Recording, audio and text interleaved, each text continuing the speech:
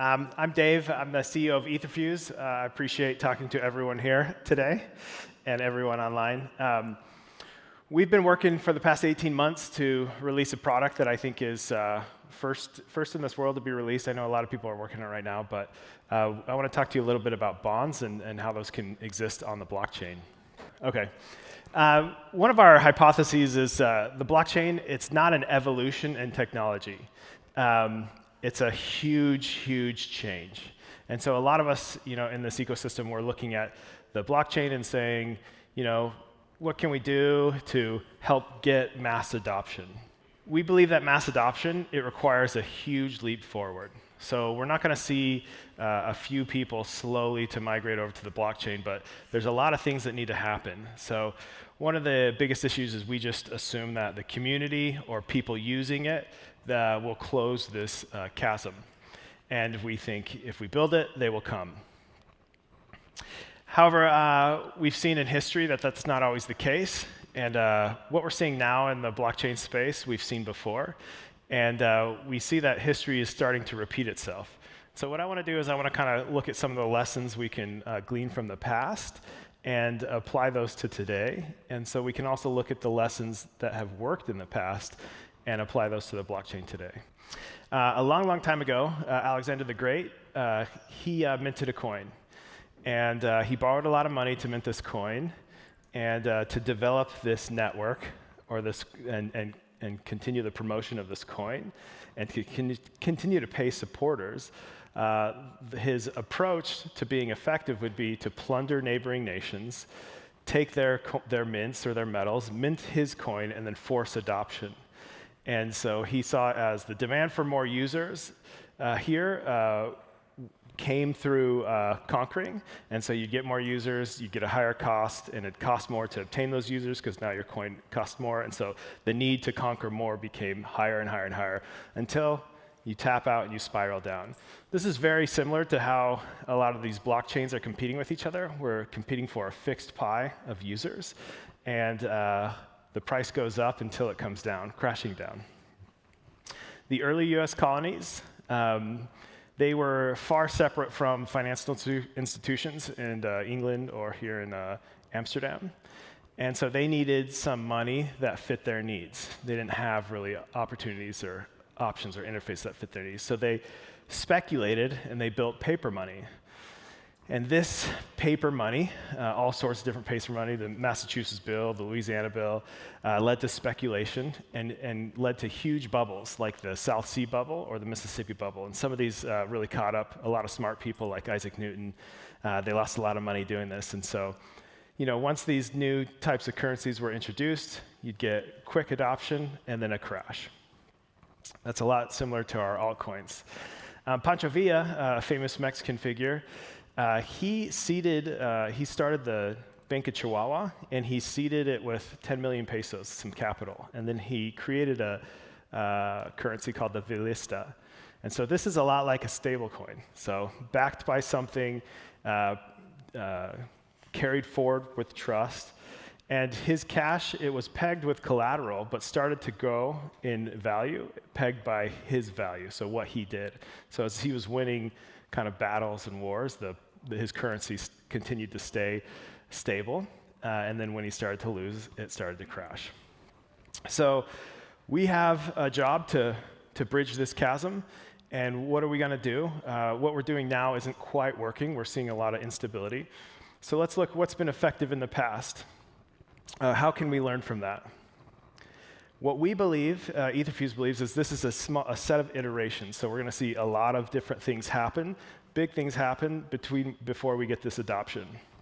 And we think this first thing is to introduce bonds. So we created a product called the Stablebond. And the Stablebond is the introduction of the interface of bonds into the blockchain. And so I want to look at what bonds has done in the past and how we can view it as something that's successful to help networks grow. So one of the first bonds that was created was called the Prasiti.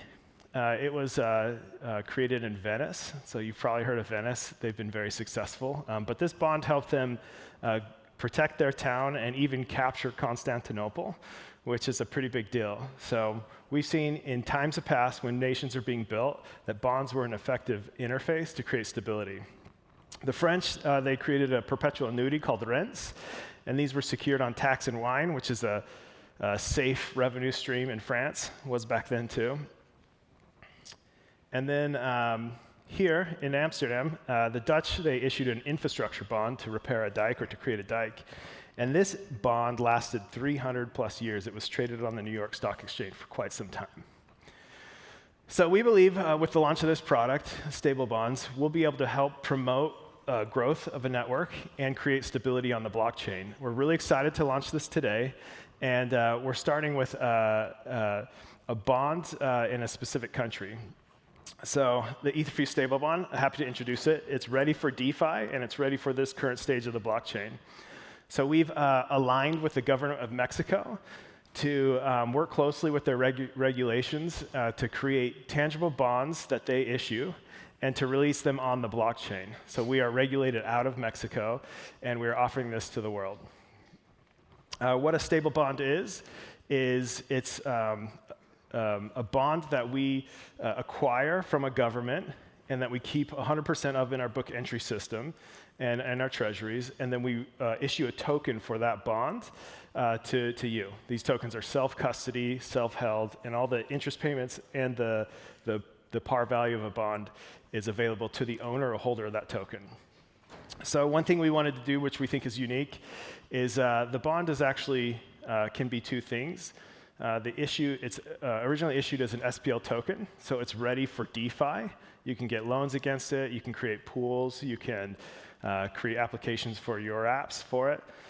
Or you can do something interesting like claim the insurance or the interest on it, but hold the deed of trust. And so at that point in time, you'd want to convert it into an NFT. So we have it represented as both an SPL token and an NFT. So how do you get one? You go to etherfuse.com and you buy one.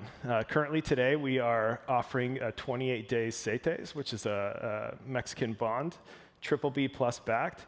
Etherfuse.com, you can see our link to stablebonds.etherfuse.com, where you can go and purchase a bond at par value and receive interest, and 28 days later, you'll get that interest back.